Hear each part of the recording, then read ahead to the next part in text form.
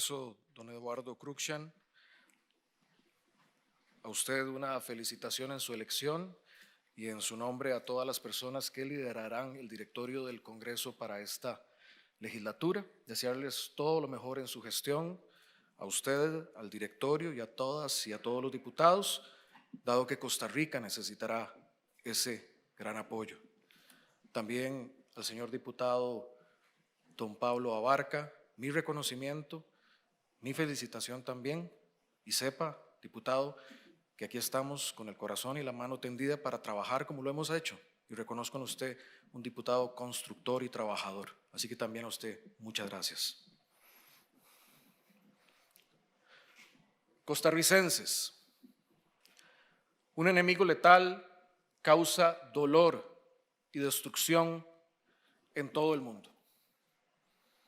Este es el momento más difícil en varias décadas para dar el mensaje al país sobre el estado de la República y los asuntos de la administración. Ese enemigo ha doblegado a naciones ricas y poderosas, pero la pequeña Costa Rica, valiente, unida y esperanzada, está decidida a vencerlo, y lo venceremos. No será fácil, pero lo haremos. La pandemia del COVID-19 pone en riesgo nuestra salud y nuestra forma de vida. Ha causado desempleo y pérdida de ingresos. Ha dañado la producción y la economía. No nos llamemos a engaño ni nos confiemos. Estamos ante el desafío más grande de nuestra generación. Debemos confiar como nunca en nosotros mismos. Vamos a vencerlo y vamos a salir adelante en unión, con mucho trabajo y disciplina, porque vivimos en un país bendecido y de características especiales. Un país sin ejército, que goza de libertades y garantías. Un país con una seguridad social fuerte. Un país con un Estado social de derecho que nos protege y nos ha hecho crecer como nación. Nuestra generación fue heredera de ese Estado social de derecho.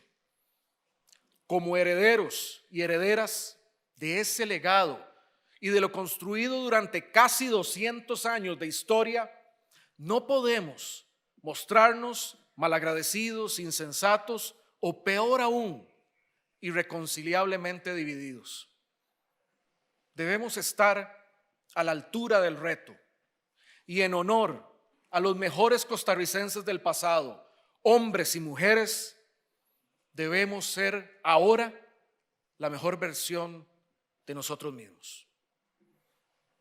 Quienes hoy vivimos en este país y tomamos decisiones, estaremos a la altura de las circunstancias en la medida en que reconozcamos nuestra pluralidad, nuestra multiplicidad de representación y que logremos superar la crisis emanada de la pandemia al mismo tiempo que renovamos nuestro pacto social y modernizamos al Estado social de derecho.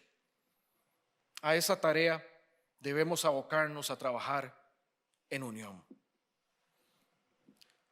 Para defender la salud y la vida de las personas costarricenses frente a la pandemia, 3 factores han sido fundamentales. Primero, la anticipación y el manejo técnico por parte de las autoridades sanitarias y del Sistema Nacional de Gestión del Riesgo, que empezaron a prepararse 2 meses antes de que tuviésemos el primer caso. Segundo, una absoluta dedicación de las personas profesionales y trabajadoras de la salud, los servicios de primera respuesta y los distintos cuerpos policiales. Por último, ha sido esencial el compromiso mayoritario de las personas para atender las indicaciones de las autoridades. Desde el primer minuto, nuestra decisión fue que la técnica, la ciencia y los datos guiasen la respuesta al COVID-19, siguiendo rigurosamente las directrices del Ministerio de Salud, de los científicos y de los especialistas de la Caja Costarricense del Seguro Social y de la Comisión Nacional de Emergencias. Desde lo público y con el sector privado se sigue trabajando para ampliar nuestra capacidad de respuesta en lo relativo a pruebas de diagnóstico, respiradores, equipos de protección y otras facilidades que requiere el personal de salud. Como ejemplo de eso que podemos lograr cuando trabajamos en unión, destaco la colaboración entre el sector público y privado que hizo posible transformar en 11 días el Centro Nacional de Rehabilitación en el Centro Especializado de Atención de Pacientes con COVID-19, con 88 camas y todo el equipamiento necesario. Ese espíritu de trabajo conjunto y solidaridad se refleja en el desarrollo de investigaciones tan importantes como los posibles tratamientos a partir de la sangre de pacientes recuperados, la elaboración nacional de equipos de protección o la distribución de alimentos o medicinas a domicilio. También en las campañas de donación, como el esfuerzo con Vos Podemos, liderado por la Comisión de Emergencias, con la empresa privada y el apoyo también de la primera dama. Como externé días atrás, si tan solo adoptáramos el concepto de que lo público y lo privado no son antagonistas, sino a diálogos naturales y necesarios, avanzaríamos años luz. Debemos disciplinarnos para que pasada la pandemia, esta práctica no sea una excepción, sino la regla. También se han puesto a disposición todos los recursos para reforzar las medidas sanitarias vinculadas a temas migratorios, incluyendo un intenso patrullaje fronterizo por aire, mar y tierra. Valga esta solemne ocasión para manifestar la gratitud de la población costarricense a todo el personal de salud, de los servicios de rescate y de los cuerpos de policía, a muchos trabajadores públicos y privados que han dado lo mejor de sí en la respuesta a la pandemia y a sus efectos sociales. Mi gratitud es absoluta para quienes han trabajado tanto. También quiero agradecer a quienes oran por el país y por quienes tomamos decisiones, así como a quienes han mostrado su solidaridad con el prójimo en múltiples ocasiones. Hemos dado prioridad a la salud y a la vida, y aún con el dolor por los fallecimientos, las personas costarricenses hoy podemos sentirnos orgullosas y esperanzadas de los alentadores resultados que hasta el momento ha alcanzado nuestro país. Lamentablemente, los efectos sociales de las medidas necesarias para aplanar la curva de contagio y defender así la vida y la salud son muy severos en términos de desempleo y pérdida de ingresos de las familias. De ahí que nuestra otra prioridad han sido las medidas de mitigación del impacto social para las familias, como la rápida creación digital sin filas del financiamiento y pago del bono proteger. Al día de hoy, más de 90,000 personas lo han recibido y otras 220,000 lo obtendrán en los próximos días. Este esfuerzo permitió la bancarización de al menos 60,000 personas que antes no tenían cuenta bancaria. Una enseñanza de lo alcanzado respecto al bono proteger es que hoy tenemos la capacidad técnica y de análisis de datos para identificar a todas las personas en condición de pobreza o de informalidad o que sufren una fuerte caída de su ingreso. Esto hace técnicamente posible eliminar la pobreza extrema en Costa Rica mediante el adecuado direccionamiento de los recursos para ese fin. Es decir, tenemos ya las herramientas para erradicar la pobreza por ingreso y para dar herramientas de desarrollo humano. Mi dolor como presidente es que hoy no tenemos el espacio fiscal para hacerlo. pero no quedará excusa para no lograrlo en el futuro cercano, cuando se supere el bache causado por la pandemia. Similar es el caso de la informalidad. Con el esfuerzo del bono Proteger, hemos identificado más de 320,000 personas entre cuenta propia o informal. Una de las tareas de la reconstrucción por delante es transformar y mejorar esa realidad. Con el objetivo de cuidar a las familias, se adoptaron directrices para no suspender los servicios públicos esenciales, como el agua y la electricidad, y para readecuar créditos bancarios. Agradezco a todos los bancos públicos y privados por su respaldo a esa directriz presidencial, así como a las cooperativas y mutuales que la acogieron, lo cual se vio facilitado por una serie de medidas adoptadas por el CONACYF y la SUGEF. Según los datos de la Asociación Bancaria Costarricense, la flexibilización de créditos ha cubierto 2.180.436 operaciones y a 1.362.772 personas, beneficiando a 9 de cada 10 deudores del sistema bancario. Estas readecuaciones también han cubierto 83.007 operaciones crediticias de empresas, de las cuales la gran mayoría, 71.707, es decir, un 86%, corresponden a pequeñas y medianas empresas. Al sistema financiero ese agradecimiento, pero también decir que será necesario un esfuerzo extraordinario mayor, porque muchos sectores necesitan hoy capital de trabajo y eso tenemos que hacerlo llegar. De igual forma, destaco la decisión de esta Asamblea para aprobar la entrega de los fondos, de los recursos del FCL, el Fondo de Capitalización Laboral. Esto a las personas afectadas. Juntos, esta Asamblea, la Caja Costarricense del Seguro Social y el Ejecutivo han propuesto y adoptado ajustes rápidos a la legislación laboral y en materia de base mínima contributiva de los aportes a la seguridad social, así como una moratoria tributaria para aliviar los efectos del coronavirus en el empleo y las empresas. Pero es claro que la afectación económica y fiscal del COVID es muy severa, tanto a nivel interno como en los mercados internacionales.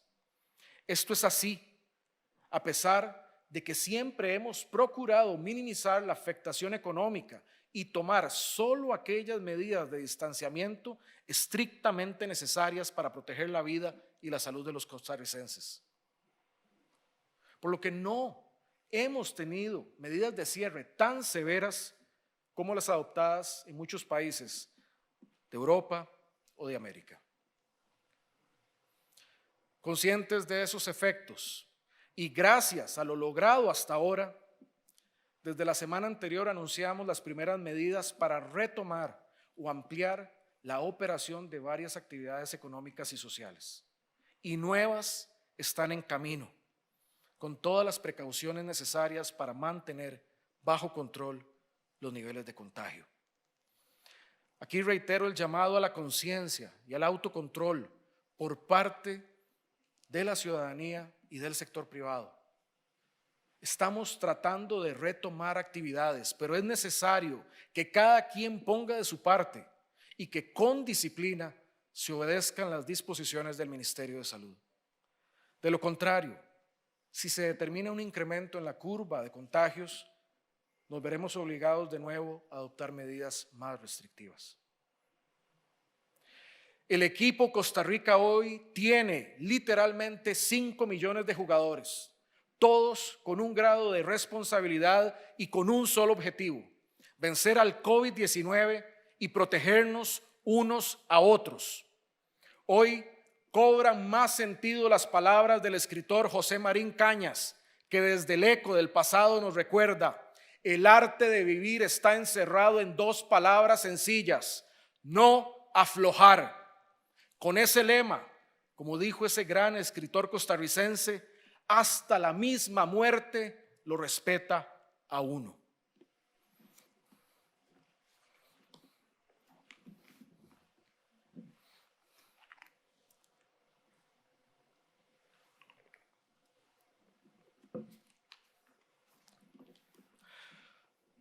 No oculto la tristeza por el país que me generan los impactos del coronavirus. Los resultados que venían generándose antes de la pandemia mostraban que avanzábamos por buen camino. En materia fiscal, a marzo del 2020, logramos el déficit fiscal primario más bajo de los últimos 10 años, al ubicarse en solo 0,12% del Producto Interno Bruto. Esto fue producto de una reducción en el gasto corriente sin intereses, que también alcanzó el nivel más bajo en 10 años. También de una importante mejora en la recaudación tributaria, con 17,02% más al respecto del mismo periodo del 2019. Es decir, teníamos más ingresos sanos, menos gasto corriente, pues el gobierno se socó la faja y en consecuencia un déficit primario mucho menor, reflejando los positivos resultados de la Ley de Fortalecimiento Fiscal y el cumplimiento de mi compromiso por sanear las finanzas públicas y proteger al país. Las exportaciones lograron en 2019 un récord histórico de 21,000 millones de dólares, más del doble que las registradas en 2009, creciendo tanto en los bienes a pesar de las dificultades climáticas como en los servicios. Además, la inversión extranjera directa alcanzó 2,536 millones de dólares con un robusto crecimiento del 13,4%. Agradezco a este Parlamento la expedita aprobación del TLC con Corea del Sur y del acuerdo de asociación con el Reino Unido para el beneficio de nuestros exportadores y consumidores. La política monetaria fue deliberadamente contracíclica, lo cual permitió una fuerte baja en las tasas de interés que se pagan por los préstamos durante el segundo semestre del año pasado y en lo que va de este año. Esto fue resultado de una reducción de 4,5 puntos porcentuales en la tasa de la política monetaria, pasando del 5,75% que registraba en marzo del 2019 al 1,25% actual y de una baja en la tasa del encaje mínimo legal. Eso se complementó con importantes acciones orientadas a aliviar el bolsillo de las familias y a reducir el problema nacional del sobreendeudamiento, como la directriz presidencial número 59H, que creó el programa de crédito de salvamento para personas sobreendeudadas, para financiar y refinanciar créditos a personas asalariadas, tanto del sector público y privado, y promover programas de educación financiera. Mediante este programa, el Banco Popular, el Banco Nacional y el Banco de Costa Rica habían asignado hasta el primer trimestre de este año 26,017 millones a sus planes de salvamento y tenían en reserva recursos muy cuantiosos para beneficiar a miles de deudores con menores tasas y mayores plazos, ayudándoles a aliviar sus finanzas personales. Adicionalmente, se planteó un proyecto de ley de fortalecimiento del Centro de Información Crediticia de la SUGEF para que tenga acceso a la información de entidades no supervisadas y reducir así el riesgo de sobreendeudamiento. Considero esencial aprobar ese proyecto. Celebro la aprobación por parte de las señoras diputadas y señores diputados de la Ley 9831 para regular las comisiones máximas del sistema de tarjetas. Es decir, para reducir el costo de uso de los datáfonos en beneficio del sector comercio y en particular de pequeñas y medianas empresas. Celebro también la votación en primer debate de la ley contra la usura para establecer un límite máximo a las tasas de interés, incluyendo las tarjetas de crédito. Con el diputado Ramos González, coincidí en poner esa reforma en el plan de gobierno y aplaudo su esfuerzo y el del diputado Gurzón Cerdas y demás impulsores. Un año atrás asumí ante ustedes el compromiso de finiquitar en el primer semestre de este año la aprobación del proceso pendiente para el ingreso de Costa Rica a la OCDE. Acción de suma importancia para reformar el Estado y por la cual se esperó mucho tiempo. Agradezco el decidido apoyo de este Parlamento para cumplir ese objetivo. Ya logramos la aprobación de todos los 22 comités. Esperamos culminar muy pronto la incorporación a esa organización de alto nivel que nos ayudará a mejorar nuestras políticas públicas para beneficio de toda la ciudadanía. Agradezco también la aprobación de leyes claves como la de educación dual, la reducción de las pensiones de lujo, que luego trajo el fortalecimiento de las pensiones del régimen no contributivo, recurso al cual también he agregado una coadyuvancia para que la Sala Constitucional ojalá proteja esa ley y quede vigente. Y la ley de teletrabajo, la cual en este contexto ha sido esencial. En la línea de reformar al Estado, también agradezco a este Congreso la legislación que permitió avanzar en el proceso de redimensionar Habdeba y acometer su muy postergada modernización, que hoy está en curso con el apoyo de la Mesa Caribe y con el señor vicepresidente. Igual de necesario es el avance en la crucial reforma para agilizar la acción del Instituto Nacional de Aprendizaje, el INA, en la modernización del empleo público y en la legislación de jornadas laborales que permita ampliar el empleo. Dentro de las múltiples acciones desarrolladas por el Ministerio de Educación, quisiera destacar 3 proyectos de gran calado para impulsar la calidad, pertinencia, e inclusión de la educación pública. En primer término, el avance de la red educativa del Bicentenario para conectar a todos los centros educativos del país en una sola red de banda ancha, para lo cual en enero de este año se oficializó el convenio para conectar 2.120 centros educativos que abarcan 3/4 partes de la población estudiantil, mediante un convenio con la Fundación Omar Dengo.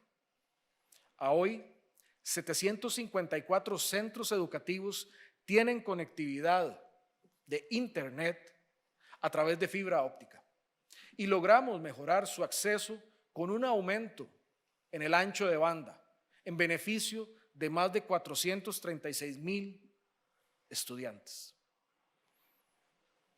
En los últimos 12 meses se concluyeron 45 centros educativos nuevos y mejorados, donde destacan el Liceo Napoleón Quesada, el Ismael Coto Fernández en Alajuelita, el CTP Barrio Irving en La Cruz, el Rótulo en La Rita de Pocosí, la segunda etapa del Instituto Julio Acosta en San Ramón, la Escuela Punto Zancudo en Pavón de Golfito y el Liceo Rural de Villahermosa en Buenos Aires. Este año, el MEP invertirá 72,000 millones en infraestructura educativa en 250 centros en todo el país. Lanzamos el gran reto y sueño de que para el año 2040 en Costa Rica, toda persona en cualquier parte del país se gradúe del sistema educativo siendo bilingüe. En este contexto avanza la Alianza para el Bilingüismo. Esto incluyó evaluar con una prueba de dominio lingüístico a 2/3 de los docentes de preescolar y por primera vez a los 55,000 estudiantes de 11º como requisito para obtener el bachillerato el año anterior. A su vez, participaron 3,000 docentes en procesos de desarrollo profesional en alianza con la Embajada de los Estados Unidos y universidades nacionales e internacionales. quiero resaltar el proyecto Jóvenes y Adultos, una propuesta curricular en conocimiento del Consejo Superior de Educación para atender a un estimado de 200,000 personas jóvenes o adultas que no han terminado algún nivel de escolaridad y que por ello ven limitado su acceso a oportunidades. Avanzamos para que en 2022 se logre graduar aproximadamente a 70,000 estudiantes más de la educación diversificada con este proyecto, para ampliar así sus oportunidades de mejorar su nivel de vida y el de sus familias. Esta asamblea tiene en su conocimiento el proyecto de mejora del CONESUP y el MEP está pronto a finiquitar las reformas al mecanismo de contratación docente. Ambos cambios, junto a la evaluación docente, mejorarán como necesitamos la calidad de nuestra educación. La afectación por la pandemia ha derivado por el momento en la suspensión del curso electivo y la posposición de las pruebas FARO para el año 2021. No obstante, en este tiempo de pandemia se ha logrado capacitar en línea a 41,633 docentes y se han registrado 50,000 estudiantes en la plataforma de enseñanza virtual. En salud, para reducir las listas de espera, algo que comprometí hace un año, la Caja desarrolló 195 proyectos de producción y aproximadamente 3 campañas de alto impacto de manera trimestral, en las cuales se brindaron 31,230 atenciones. Esto permitió reducir los tiempos de espera para cirugía mayor electiva en 52 días, para cirugía mayor ambulatoria en 16 días y en procedimientos en 31 días respecto al año 2018. Desafortunadamente, la pandemia perjudicará estos logros institucionales que la Caja deberá evaluar para asegurar la continuidad de los proyectos de impacto nacional y su abordaje en la red de servicios de salud. Asimismo, la Caja logró finalizar en este periodo proyectos de infraestructura de gran importancia, como una unidad de medicina reproductiva de alta complejidad en el Hospital de las Mujeres Dr. Adolfo Carit, la rehabilitación provisional de las salas de cirugía del Hospital México, la readecuación del servicio de medicina nuclear del Hospital Dr. Calderón Guardia y el nuevo servicio de urgencias del Hospital de San Carlos. A su vez, están muy avanzadas las obras de la segunda etapa de la Torre Este del Hospital Calderón Guardia. También se adjudicó en firme la construcción del nuevo Hospital Monseñor Sanabria en Punta Arenas, con una inversión de 131,720 millones de colones, así como la primera fase del Hospital William Allen Taylor en Turrialba, con una inversión superior a 52,000 millones. Costarricenses, en el contrato que escribí con la ciudadanía, prometí que como presidente mi rol sería, además de defender y respetar la Constitución, evitar que el populismo tomara las riendas del país, impedir que la situación fiscal nos llevara a una crisis social y económica y defender los derechos humanos, como la expresión de la libertad, la autodeterminación y los derechos de cada persona, combatiendo todo tipo de discriminación, sea por discapacidad, etnia, creencias, raza, religión, sexo o género, orientación sexual, cultura o cualquier otra. Por eso, hemos trabajado de manera conjunta con el Consejo de Mayores Broran de Terraba y el Consejo de Mayores de Salitre en la ejecución de las medidas cautelares dictadas en su favor y declaramos de interés público el plan de recuperación de tierras indígenas para agilizar los procesos. En el segundo semestre de este año lanzaremos un proceso para la construcción participativa de la política pública para los pueblos indígenas y así mitigar el conflicto y promover una sana convivencia. También agradezco la aprobación de la Ley de protección del derecho a la nacionalidad de la persona indígena y garantía de integración de la persona indígena transfronteriza para dotarlas de un acceso pleno a su derecho a la nacionalidad costarricense, en particular al pueblo Nove Buglé. Además, en relación con el derecho a la salud, con base en la ciencia y la técnica, se solventaron finalmente temas pendientes, como el acceso a los anticonceptivos de emergencia y la norma técnica en casos de riesgo para la vida de la mujer. También hoy podemos celebrar que Isabel Lucía, Samuel y Abby cumplen 16, 12 y 11 días de vida respectivamente. 3 nacimientos que nos llenaron de amor y orgullo a sus padres y también a las personas costarricenses, porque estos 3 bebés son la prueba viviente de que la medicina reproductiva de alta complejidad está al alcance de cualquier familia en este país, gracias a la visión de derechos humanos para todas y para todos en que se sustenta nuestra salud pública. En febrero pasado logramos, de la mano del Instituto Mixto de Ayuda Social, que las familias que son beneficiarias de la red de cuidado para personas menores de edad no sean excluidas de esta cuando la familia incrementa sus ingresos por acceder al mercado laboral, saldando así una deuda de mucho tiempo. En el PANI aumentamos la atención a 24 horas, 7 días a la semana en las oficinas regionales de Alajuela y La Brunca.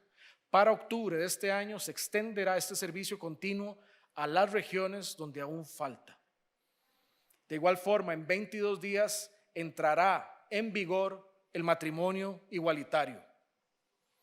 En cuanto a los derechos de las mujeres, hemos trabajado para reducir los femicidios y logramos una disminución de un 46,2% al pasar de 26 en el 2018 a 14 en el 2019, según el Observatorio de la Violencia de Género del Poder Judicial.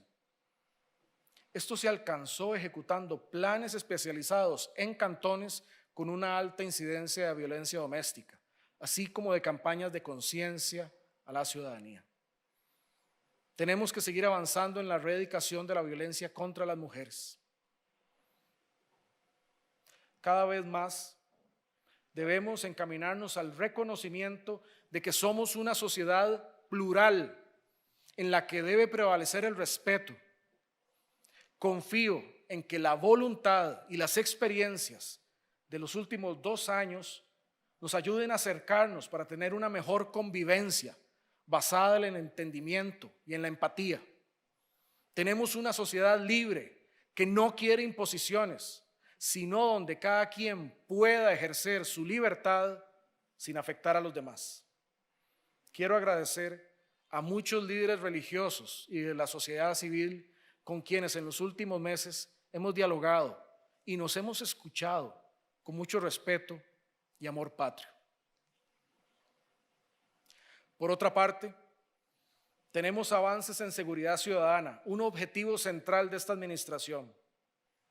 Se ha buscado reducir los homicidios, que el año pasado fueron 564, un 3,6% menos que en 2018, según datos del organismo de investigación judicial. En lo que va de este año al 22 de abril, hubo una baja del 4,7%, con 161 homicidios, respecto al mismo periodo de 2019, con 169. Con un esfuerzo focalizado, se busca reducir las brechas territoriales y de género, y es positivo decir que el año pasado, en lugares como Limón, con menos 4,4%, y Desamparados, con menos 18,2%, los homicidios bajaron más que el promedio nacional. En estos días, todos hemos sido testigos del esfuerzo de las autoridades policiales y de la vicepresidenta en el operativo Fronteras Seguras y por hacer respetar la restricción sanitaria vehicular. Pero lo cierto es que para nuestros cuerpos de policía, los megaoperativos ya son parte de su accionar habitual, incluyendo los operativos LAPA 1, 2, 3 y 4 que se han realizado contra la extracción ilegal en Cruzitas. La incautación de drogas volvió a establecer un récord en 2019, al llegar a 45 toneladas, gracias al trabajo conjunto de todos los cuerpos policiales, aliados regionales y nuevas herramientas que dotan con mayor capacidad al país, como el nuevo avión King Air. Este año, en los primeros 3 meses, ya se incautaron 18 toneladas de droga. Estos datos nos recuerdan la importancia de aprobar la legislación sobre la extinción de dominio para atacar el financiamiento del crimen organizado y dar garantías a quienes trabajan con honestidad y formalidad. Nuestros valientes policías día a día enfrentan la delincuencia en la primera línea, poniendo en riesgo su integridad física, su vida. También quiero agradecer a esta Asamblea Legislativa por declarar a la fuerza pública como institución benemérita de la patria. A pesar de la estrechez fiscal que nos hizo cancelar el aumento salarial general, se avanzó en solventar una deuda histórica y mejoramos el salario a nuestras personas policías, lo cual se hizo efectivo este 27 de abril.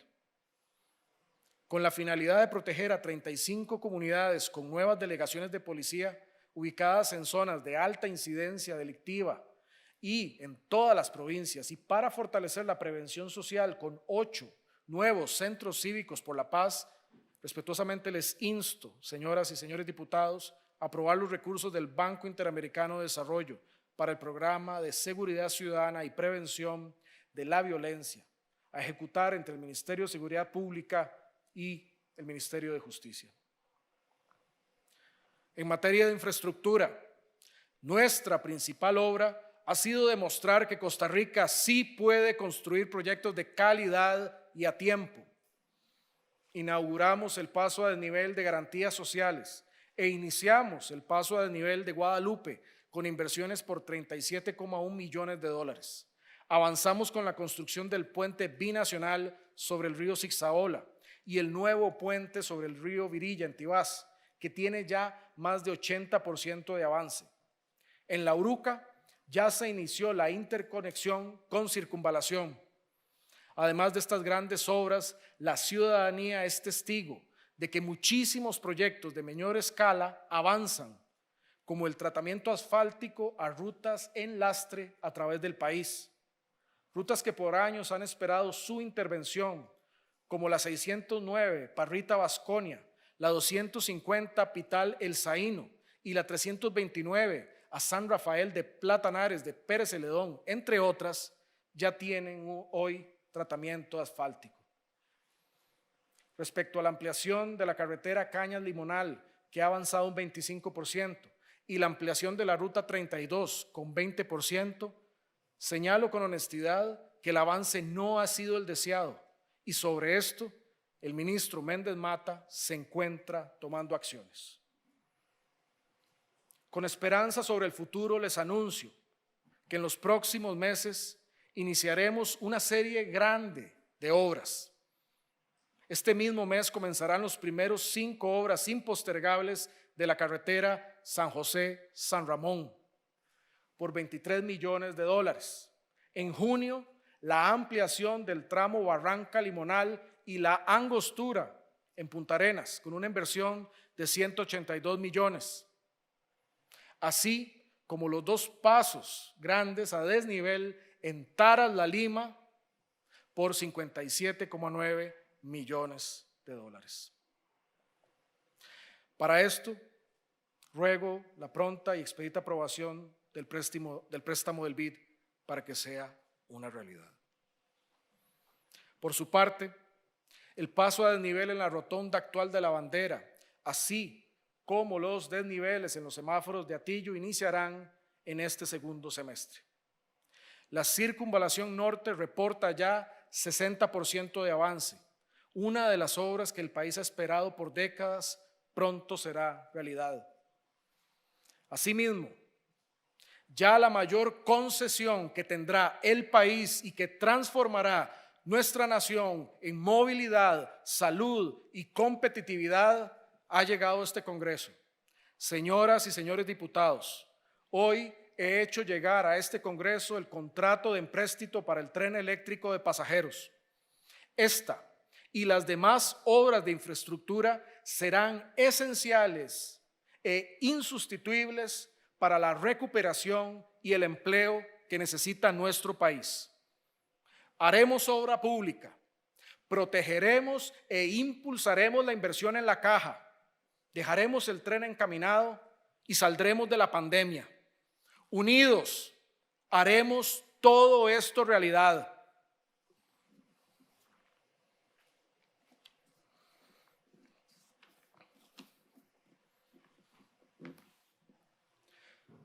Costarricenses, he querido rescatar estos avances porque demuestran de lo que somos capaces de lograr en este país cuando trabajamos unidos. Y para enfrentar con éxito la triple amenaza a la vida, al bienestar social y a la economía que representa el COVID-19, tenemos que recordar eso. Sí podemos. Durante más de un siglo, el mundo no ha vivido una pandemia como esta. Ha quitado cientos de miles de vidas, ha causado graves impactos sociales y ha destruido millones de empleos.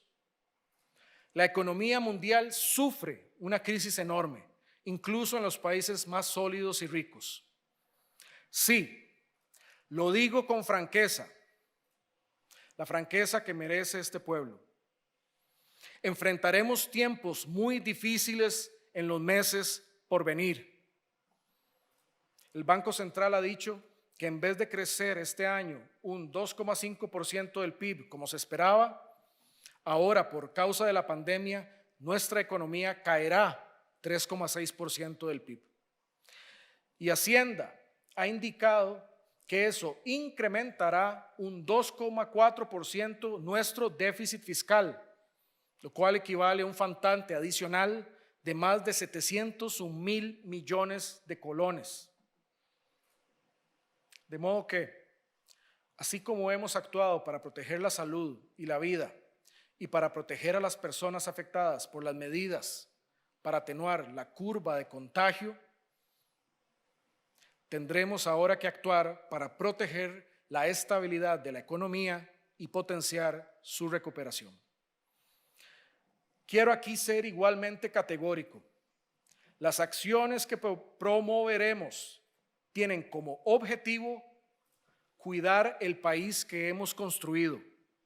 Un país que cumplirá 200 años, donde se vive y defiende el derecho a la propiedad, al matrimonio libre, a la protección de la familia, a la libertad de pensamiento, conciencia y religión, al derecho al trabajo y la protección contra el desempleo, así como el derecho al bienestar, a la alimentación, vivienda, asistencia médica y otros servicios sociales básicos. Un país donde los pilares de la democracia han estado fundamentados en la seguridad social y en la educación pública y universal, donde se aspira a que el acceso a estos pilares se logre sin desigualdades. Igual, el mundo de hoy demanda que el conocimiento esté a la mano de todas las personas sin distingos. Yo no fui llamado a gobernar para eliminar el Estado social de derecho, jamás. Este debe preservarse para esta y las futuras generaciones, pero sí fui llamado para protegerlo y modernizarlo, para prolongarlo en el tiempo, para que sirva mejor a las personas. Yo no fui llamado a gobernar por un sector en particular. Somos un país diverso, plural, de muchos intereses. Mi posición hoy como presidente me hace recordar constantemente el consejo que hace 100 años le diera el primer ministro británico Lloyd George a Sir Ronald Storrs, entonces gobernador de Palestina. Le dijo, y parafraseo: si alguna de las partes deja de quejarse, usted no hace bien su trabajo. En las últimas semanas he dedicado una parte importante de mi tiempo a escuchar. He escuchado a los diversos sectores y corrientes de pensamiento de diferentes regiones del país. Me he enriquecido con sus puntos de vista, críticas, preocupaciones y propuestas. La clave de las decisiones que tenemos por delante, una vez más, está en repartir las cargas. es la unión y la solidaridad, es el equilibrio, y que en los pobres y vulnerables no se cargue el peso de esta pandemia. Que en los pobres y vulnerables no se cargue el peso de esta pandemia. Que mantengamos y mejoremos la cohesión social. El país ha sabido moderar el impacto inmediato de la pandemia sobre la salud y la vida. Y por eso hoy podemos retomar con mucha cautela y cuidado el desarrollo de las actividades económicas y sociales. Como hemos tomado acciones en salud, seguridad y protección de la familia, empujaremos con todo ahínco y esperanza la recuperación post-pandemia. No podemos conformarnos solo con reparar el daño, sino que debemos aprovechar esta oportunidad histórica para emprender las transformaciones necesarias para despegar más rápido una vez que esta pandemia se haya ido, como sabemos que seguirá. Debemos dar solución a la informalidad y facilitar el aseguramiento independiente, agilizar el Estado, recortar trámites y concluir la mejora regulatoria. También debemos innovar, atrayendo inversión. Impulsaremos que vengan al país jubilados de buenas credenciales a retirarse aquí para que traigan consigo inversión y divisas. Impulsaremos el cultivo del cáñamo para reactivar el sector productivo con todas las garantías y seguridad del caso.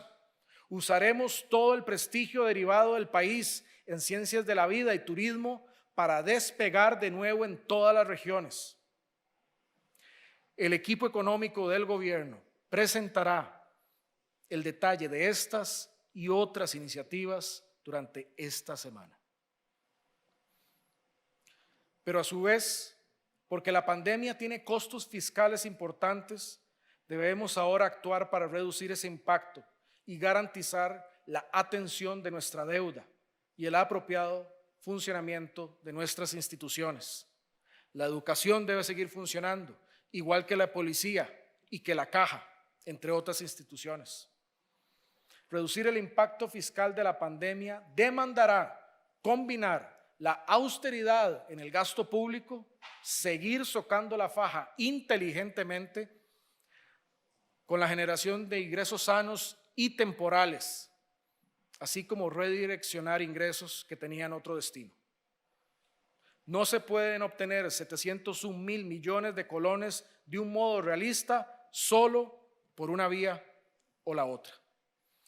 Tiene que ser una combinación balanceada y temporal de las cargas. De parte de este Congreso, necesitará el país la ágil aprobación de los empréstitos multilaterales que hemos obtenido a tasas muy favorables para Costa Rica. Nuestra meta es lograr reducir ese impacto en aproximadamente 2% del PIB para devolver al país a la ruta de saneamiento fiscal que había emprendido antes de la pandemia. Esta también es una forma de proteger a la nación de una crisis, pero de tipo económico. He instruido al equipo económico para que también presente el conjunto de medidas que permitirían lograr ese objetivo. Tampoco será fácil, pero es por el bienestar de toda la familia costarricense. En este contexto, informo que el salario del presidente desde hoy se reducirá un 10%, acorde con la propuesta de contribución solidaria. Y reitero, como lo hice público en enero pasado, que he renunciado a tener pensión como expresidente una vez que deje el cargo. Requerimos reformas importantes, como la relativa al empleo público, al ordenamiento y cierre de algunos órganos desconcentrados, a las nuevas modalidades de jornadas laborales, que serán tan importantes para la recuperación, por ejemplo, del turismo, al cierre de FONAVE y a la propuesta para dar mayor agilidad al INAH para que responda oportunamente a las nuevas tendencias y así fortalecer la empleabilidad de sus estudiantes. El sector agropecuario será clave en esta etapa, tanto para reactivar la economía y las zonas rurales como para garantizar nuestro abastecimiento y alimentación. De igual forma, seguiremos nuestros esfuerzos para modernizar el Instituto Costarricense de Acueductos y Alcantarillados y para tener una nueva ley de recurso hídrico y respaldo la reforma al artículo 50 de la Constitución para reconocer el derecho humano al acceso al agua. También es oportuno aprobar la ley que reforma el artículo 116 de la Constitución para modificar los periodos de sesiones ordinarias y extraordinarias de esta Asamblea. Continuaremos la lucha para prohibir la exploración y la explotación petrolera en Costa Rica. El COVID-19 también nos recuerda que sigue presente la amenaza del cambio climático y por ello debemos persistir en nuestra tarea nacional y global para la descarbonización. Nos encaminamos a un mundo nuevo, una nueva normalidad, donde la sostenibilidad, las soluciones basadas en la naturaleza, la inclusión, el cuidado mutuo deben ser la norma de la convivencia. Costa Rica, nuestra pequeña gran república, fue reconocida por las Naciones Unidas el año pasado con el galardón de campeón de la tierra. Esto nos reafirma que podemos liderar con nuestro ejemplo en paz, desmilitarización y sostenibilidad. Ahora es un imperativo ético que lideremos también en esfuerzos globales para contar con un repositorio de patentes para el combate al COVID-19 y que futuros tratamientos y vacunas estén a disposición de toda la humanidad, por lo cual impulsamos iniciativas con la Organización Mundial de la Salud y otros países. Igualmente, promovemos una iniciativa global para que el financiamiento relativo a la pandemia para países de renta media sea a tasa fija, ojalá tasa cero y de largo plazo. Esto para proteger a nuestros países y la cohesión social dentro de la región. En el ámbito internacional seguiremos siendo entusiastas defensores del multilateralismo, de los derechos humanos, la paz y la democracia.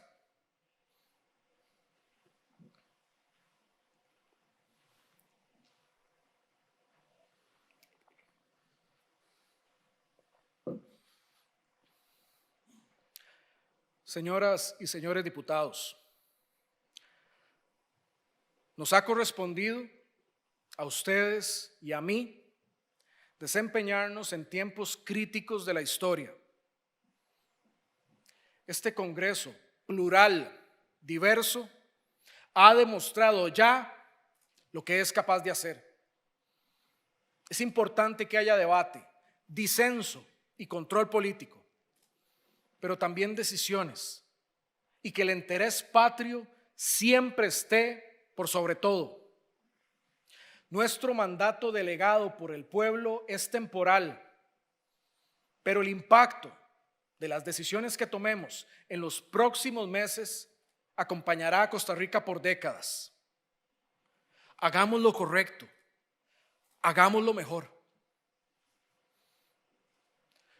Costarricenses, si algo bueno ha de dejarnos la pandemia, es que logremos superar las falsas dicotomías, que dejemos de lado las voces que procuran sembrar divisiones que nada bueno construyen.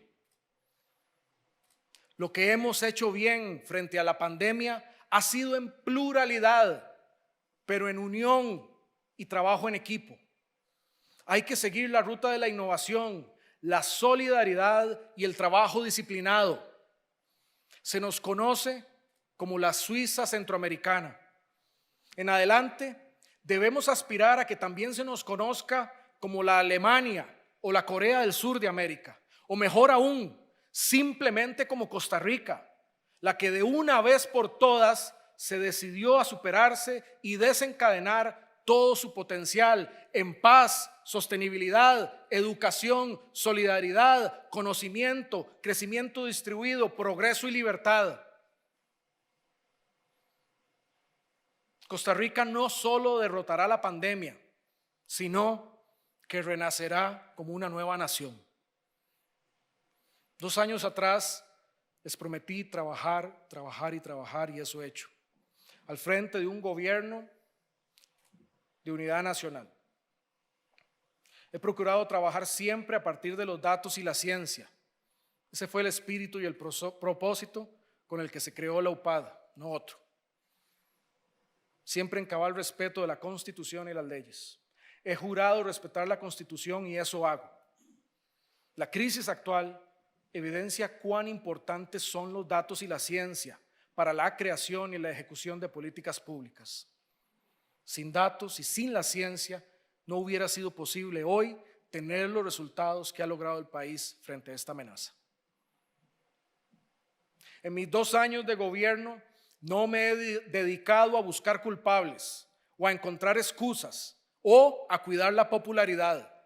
Me he dedicado a buscar y proponer soluciones sin importar que en el corto plazo parezcan ser muy duras y tengan fuertes costos políticos.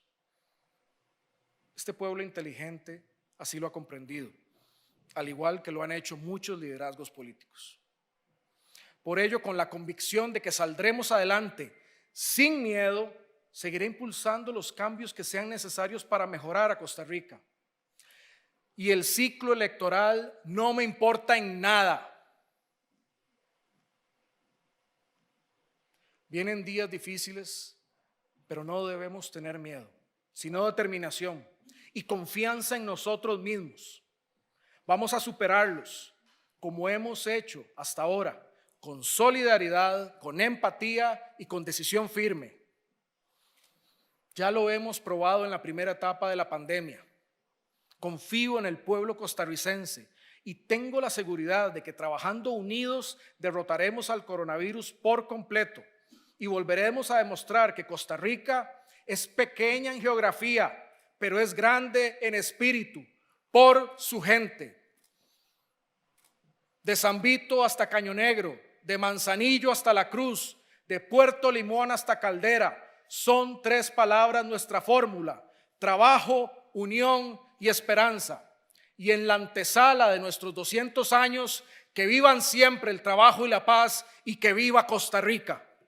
Muchas gracias.